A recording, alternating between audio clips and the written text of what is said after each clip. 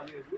వ్యాసులు వారి 18 పురాణములు, 18 పురాణములు, 18 మళ్ళీ ఆయుర్వేదము, గంధర్వవేదము, సమస్త వేదాంతములను కూడా వ్యాసులు వారు విభాగించినప్పటికీ వేదాతీతమైనటువంటి ఉపనిషత్సారాతీతమైనటువంటి భావాతీతమైన స్థితిని గురించి నాకు తెలియదు అని ఇవన్నీ శుకులు వారు అడిగితే ఆ స్థితి నాకు తెలియదు రాను ఫలానా విదేహి ముక్తిని పొందిన వాడు జనక చక్రవర్తి వాడు రాజులు రాజువాడు సన్యాసి అవసరం కాదు ఇంకేత అక్కడికి పోయి వ్యాసులు వారి శుకులు వారిని జనక చక్రవర్తికి పంపిస్తారు.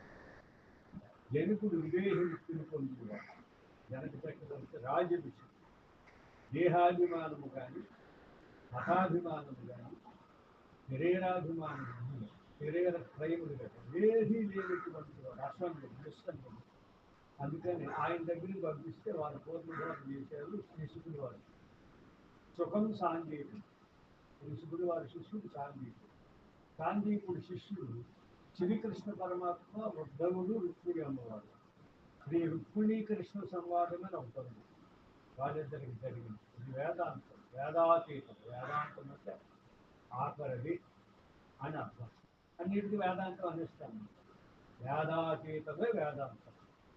వేదముల కన్నా ఇంకా ఆపై పెట్టి ఉంది.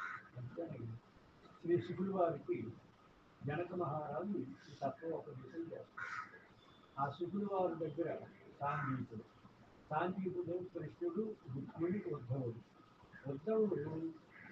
ఉద్ధవ గీత ఎప్పుడైనా మీకు అవకాశం ఉంటే తెప్పించి కూడా చూడండి. ఉద్ధవుడికి శ్రీకృష్ణుడికి ఒక సాంఘీకుడికి దగ్గర సంవాదం. ఉద్ధవాగీత గోప్యం.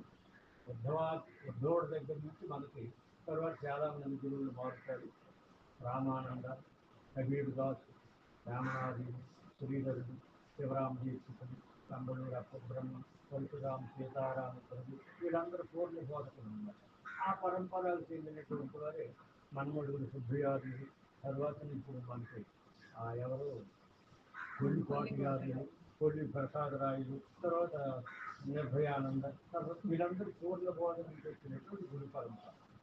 మొదట ద్వైతాద్వైతులు తెలిసిన తరువాతనే పూర్ణ బోధక అర్హత కలుగుతుంది.